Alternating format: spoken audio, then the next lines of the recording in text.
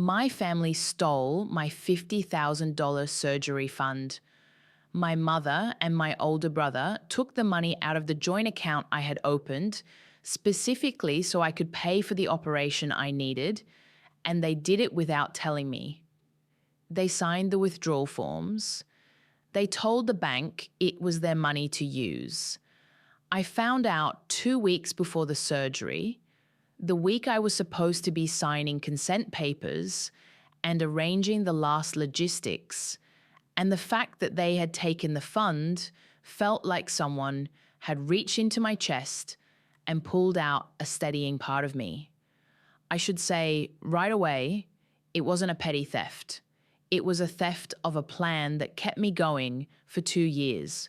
For 2 years, I paid part of my salary into that account. I sold things, I took overtime, I turned down vacations, and I refused birthday presents because I was saving for a procedure that would let me walk without pain. It was my security. It was my future. I told them about it.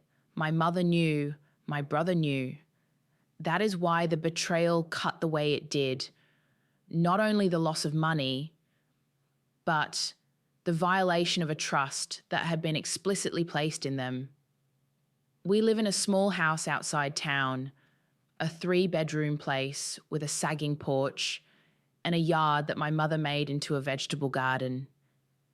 That house has always been the center of our lives. My father died 5 years ago. After his death, my brother and I moved in with my mother, alternating between caretaking and working. I worked the day shift at a clinic, and my brother handled things around the house and his side gigs. My mother had been the one who handled the household accounts for years. She paid the utility bills, kept the checkbook, and went to the bank when she needed to. When I told her I wanted the surgery, she offered to help with logistics. She said she would keep the money in an account that only I could access. That way, nothing else would be tempted. There was a power imbalance built into that setup. My mother was older and had always been the one to make financial decisions in our family. My brother had the easier charisma. He was the kind of person who could charm a judge if he had to. I was the one with chronic pain, living paycheck to paycheck and relying on the plan I had saved for. I could not simply leave the house and say, "I'll sort this out on my own." There were bills in both our names. My rent and mortgage were a tangled thing because the house was in my father's name and my brother had insisted on keeping it in the family rather than sell it. I was on the lease for the clinic's staff housing, and I would lose more than comfort if I tried to walk away from everything. My mobility was limited. I needed surgery to get better.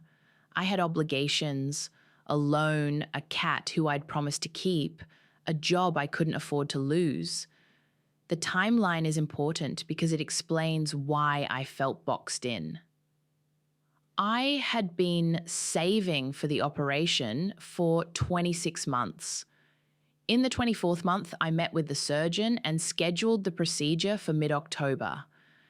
I had 3 months left to cover the final balance and the post-op expenses. The account was opened in the local bank under my name with a joint authorization listed for my mother so she could deposit checks if necessary. I set it up that way because my mother insisted. She said she wanted to be helpful, just in case. There's that phrase, I should have guarded against, just in case. People say it when they want access without committing. At first, when I discovered the money was gone, I tried to keep my voice level. I checked the online banking app with shaking hands and saw the number 0. The last transaction was a withdrawal 2 days earlier, a single entry that wiped the account clean.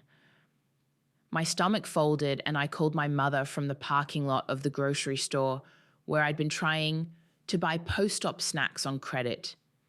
She answered on the first ring. "Mum," I said, did you take the surgery money?" There was a pause, a practiced breath. "No, honey, I would never." "You were on the account. The balance is gone." I could hear the linoleum squeak through the phone. I tried to picture her sitting at the kitchen table, the house light behind her, the box of receipts she always kept. "We needed money," she said finally. "Your brother had an emergency."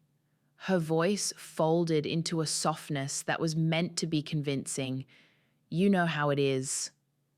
My reaction was immediate and physical. I felt my face flush hot and my mouth go dry. I accused. I demanded to know how much. The conversation was all sharp edges. My questions, her excuses, his silence when I asked him. My brother didn't pick up when I called. I went home and found him in the yard, hands black with soil, acting like he hadn't just signed a withdrawal form and taken the money that meant I might finally be able to heal. He looked at me and said, "We'll fix it." It was the kind of sentence that asked me to accept a future promise in place of a present. The first escalation loop was small but decisive. New betrayal, they framed the withdrawal as a loan, telling me it was temporary. My reaction? I panicked and demanded documentation.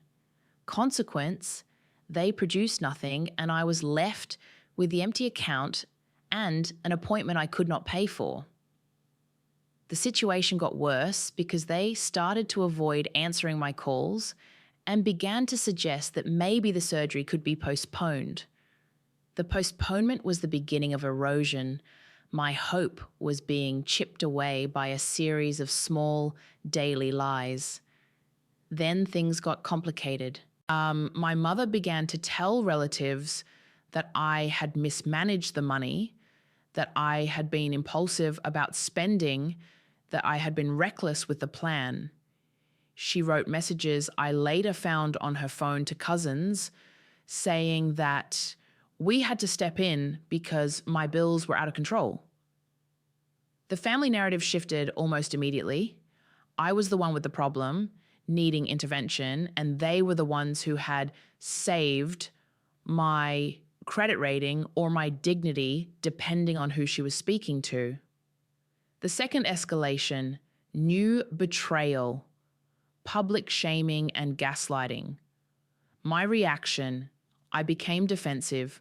I called other relatives to tell my side. I sent them screenshots of the bank activity. Consequence, some relatives suggested we all have a sit down and others simply stopped answering. So the situation got worse because the sitting down turned into a family meeting where everyone seemed to accept my brother's account as fact and where my words were minored by the louder voices of people who had known my family for decades. At that meeting, arranged in the living room with tea and my mother's careful napkins, I asked for an account of the withdrawal. My brother and my mother told a version that made them the responsible parties. They had used the money to cover my father's unpaid medical bills and some debts I supposedly didn't know about. When I asked for copies of those bills, they said the bills were in the house, tucked into the same cabinet where my father's photo sat. They gestured toward the cabinet as if that placed truth there. My reaction, I searched the cabinet in front of them, my hands slick with the memory of the online statement. I found old bills, yes, but nothing that matched the amount missing. Consequence, my patience thinned, my voice rose. The meeting ended with my brother's quiet, "We'll pay you back," which felt like a sentence meant to delay action indefinitely. From there, the escalation loops came faster and harsher. Next betrayal, my brother began to take control of other accounts and documents, telling me I should let him handle things. because my focus should be on recovery. He started to cancel utilities in my name and paid them from another account, which made me look like I couldn't manage my own affairs to other family members. My reaction was anger and confusion. I tried to change passwords, and the bank put me through forms and identification checks that felt endless when I needed to move quickly. Consequence, the bank informed me that because certain withdrawals were authorized by the other joint account holder, they could not reverse them without a police report or a court order. The situation got worse as my options narrowed. To get the money back, I would need to involve law enforcement or lawyers, and I did not have the funds to hire a lawyer. I tried to bargain. I tried to use social pressure. I told acquaintances at work what had happened, and a couple of people offered small loans. For a week, I cobbled together enough to pay a deposit to the surgeon, but not the full fee. And the surgeon's office told me they could give me a date if I could clear the balance at least a week before. I lived with that cliff hanging over me, a scheduled day that might vanish at any moment. My family's evasions intensified.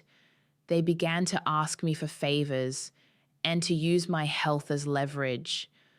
My mother would stand in my doorway and make small comments about how hard she worked to keep things together and how I ought to be grateful.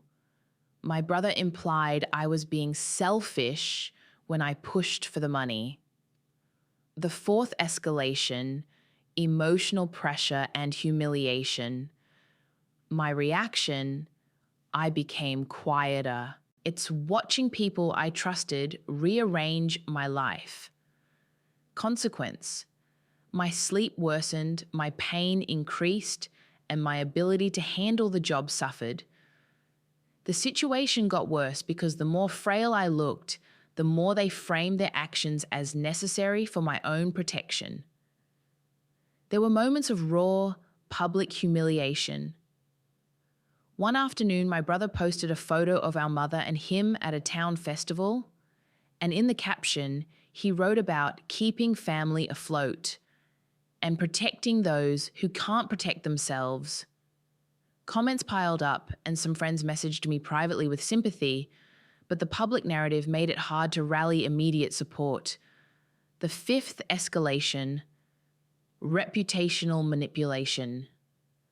My reaction, I deleted the comments and tried to explain in private messages. Consequence, those messages were forwarded and then forwarded again. Often with snide remarks implying I was responsible. The situation got worse because the community that had been my safety net started to quietly step away. People are careful in small towns when family drama smells like legal trouble. When the surgeon's office called 2 weeks before the scheduled operation to confirm payment, I said I would have the money. I lied to buy time. I told them documents were in process and that I'd provide proof. I did not tell them my own family had the power and the easiest route to sending the funds back was to simply return them.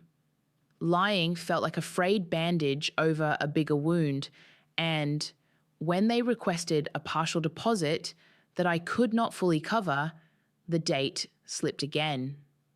With the date slipping, new pressures arrived. My pain increased.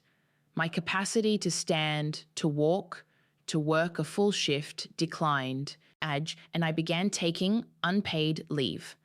The sixth escalation, financial and physical deterioration. My reaction, I took fewer shifts to rest and told management the reason.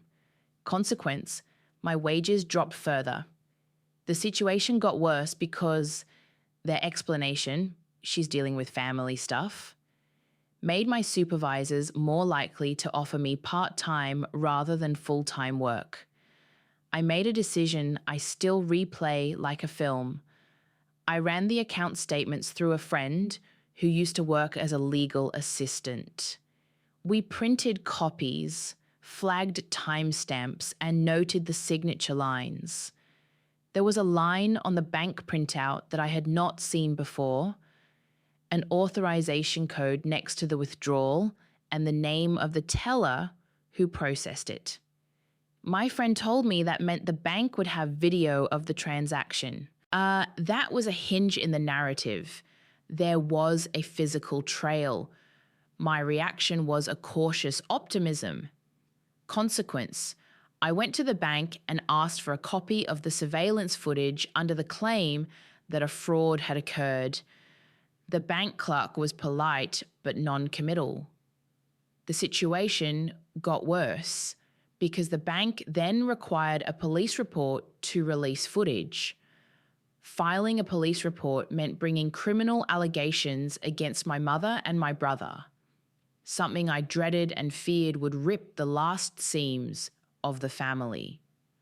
The low point was not a dramatic courtroom scene.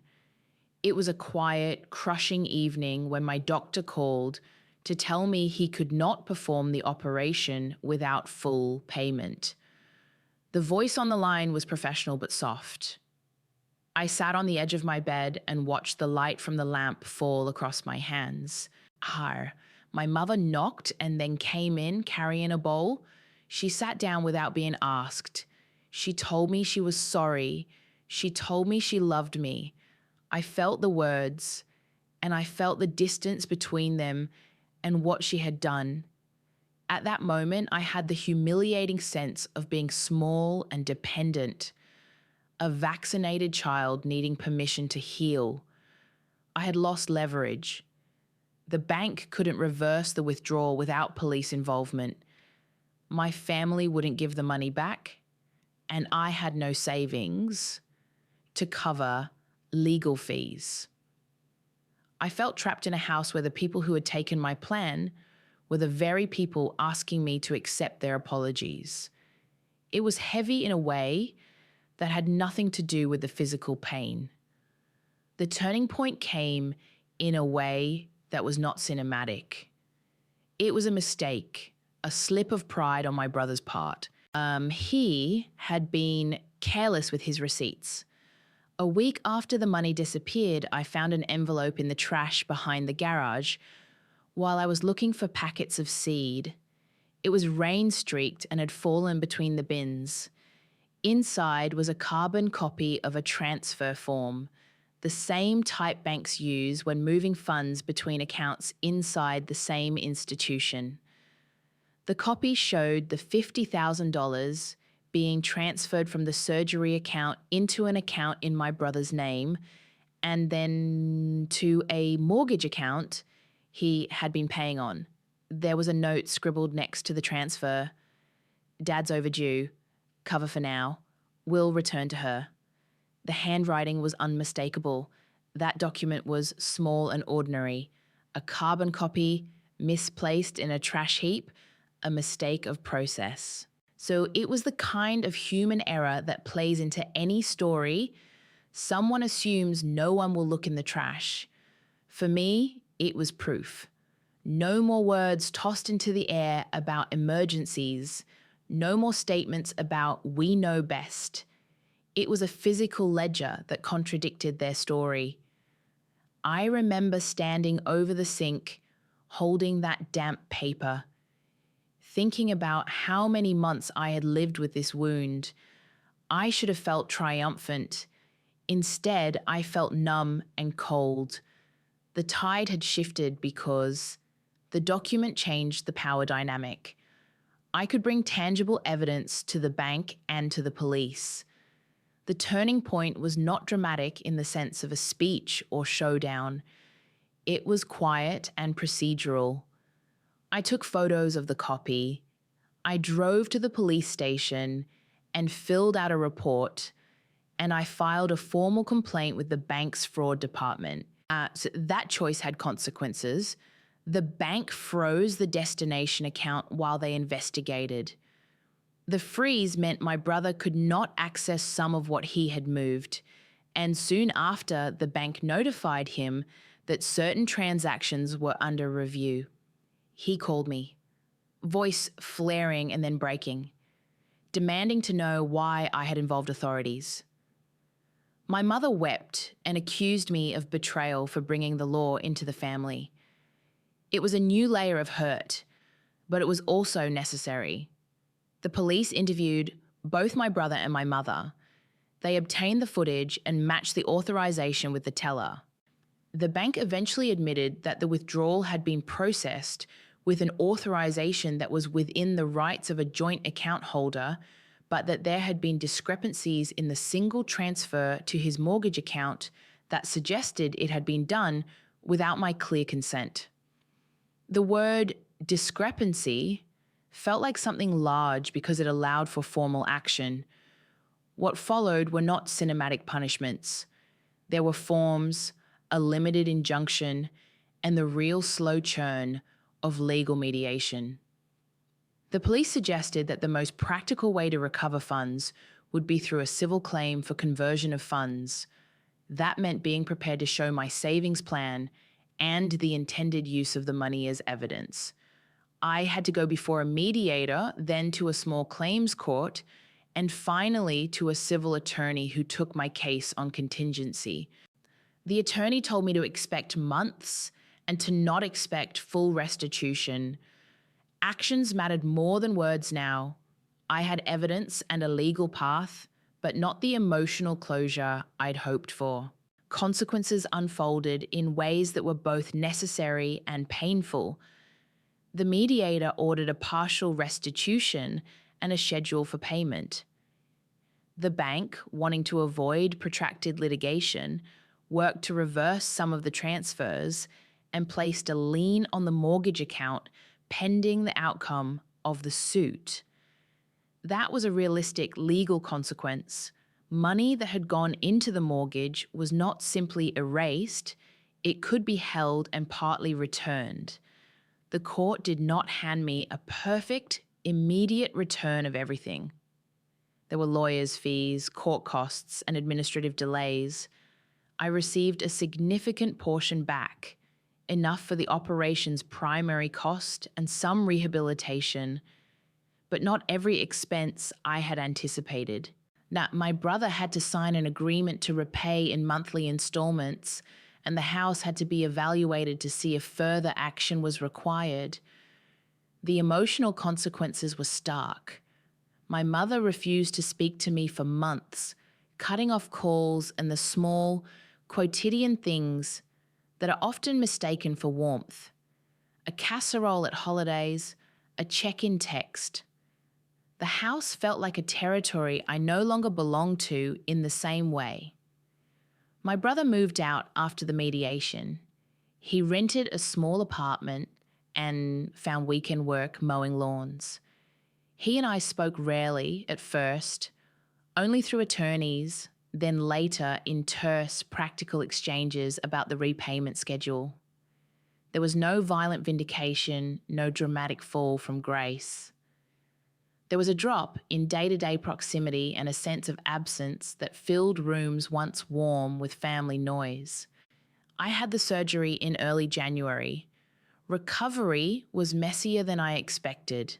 The months of deception and the delay in treatment had made my body more fragile, and the first week post-op was a study in small humiliations, getting up, returning to the bathroom, needing help with buttons and food. But the surgeon told me I was healing as expected, and the pain that had been a constant undercurrent for years gradually thinned. The money I recovered was not only for the operation. There were physical therapy sessions that cost and medication that added up. The repayment schedule from my brother helped with some of the monthly budgeting, but it also came with the constant presence of those installments, a monthly reminder. People asked what I was going to do about my mother. Some suggested reconciliation, others an estrangement. I think the truth is more provisional than either. We spoke eventually, short, practical conversations about the cat and the lawn. She came by the house once to deliver a plate of soup that was still warm. I accepted it. I did not hug her. I did not speak to her about the theft. We existed in a truce that had the brittle quality of broken glass. You can move around it carefully, but it is always there. There were practical lessons that mattered. I closed joint accounts and set up a trust account for future medical expenses. I made sure that only I could authorize withdrawals and that any change required notarized confirmation. The bank changed its practices for me. They put extra alerts on transfers and required dual verification for large withdrawals. Those are small bureaucratic victories, but they gave me back some measure of control. The moral consequences were less tidy. I felt guilty for involving the police. I felt guilty for turning family matters into legal ones. Yet I also recognized that if I had not acted, I might still be waiting with a postponed surgery, growing sicker and more powerless. The payout was not pure satisfaction. When I did finally have the surgery, the side of the story I had replayed in my head, the betrayal and the recovery, was quieter than I expected. Recovery is less a moment than a series of days that add up. The money returned paid the surgeon, the therapy, and the immediate bills. But the cost in trust was not something a bank could replace. We settled in ways the law favors: documentation, schedules, and enforceable obligations. The family relationships remained complicated. The people who had wronged me were set into the world with obligations to make amends, but the amends were legal and measured, not tender. In the months after I started walking without the same pain, I found new spaces in my life.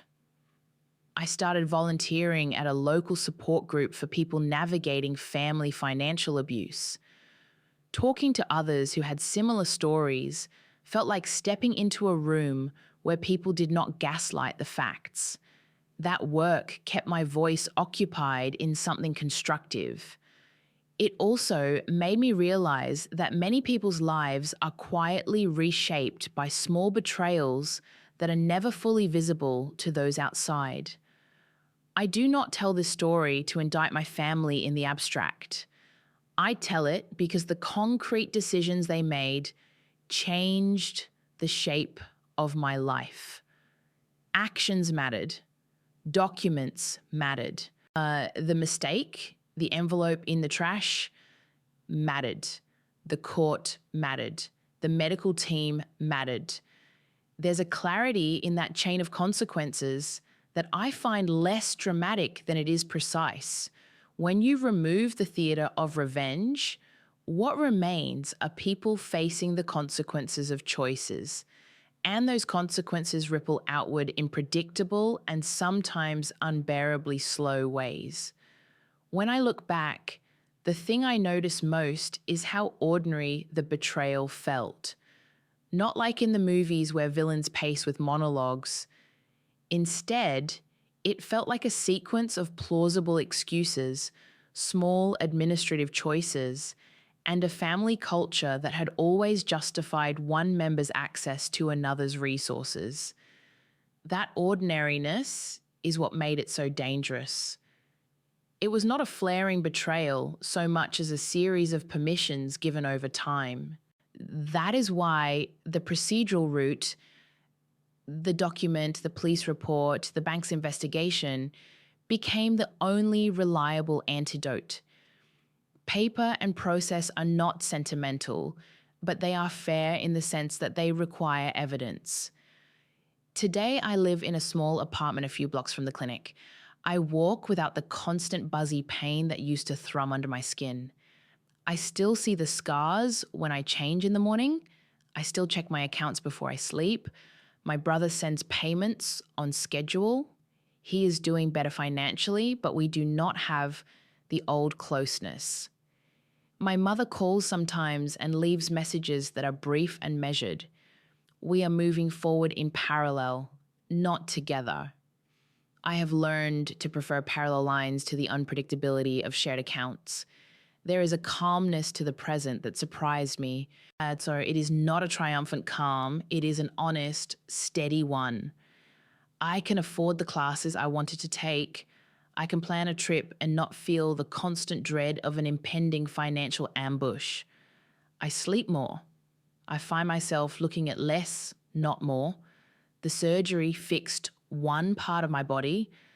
The legal process repaired part of my autonomy. There are parts that remain tender. A family table with an empty chair in the middle where conversation once flowed easily. A mother who will not meet my gaze for certain things. But those are not unresolved battles that keep me awake as they once did. They are just, in the quiet language of daily life, a part of the landscape. If you've listened this far, thank you for letting me tell you a long, complicated story.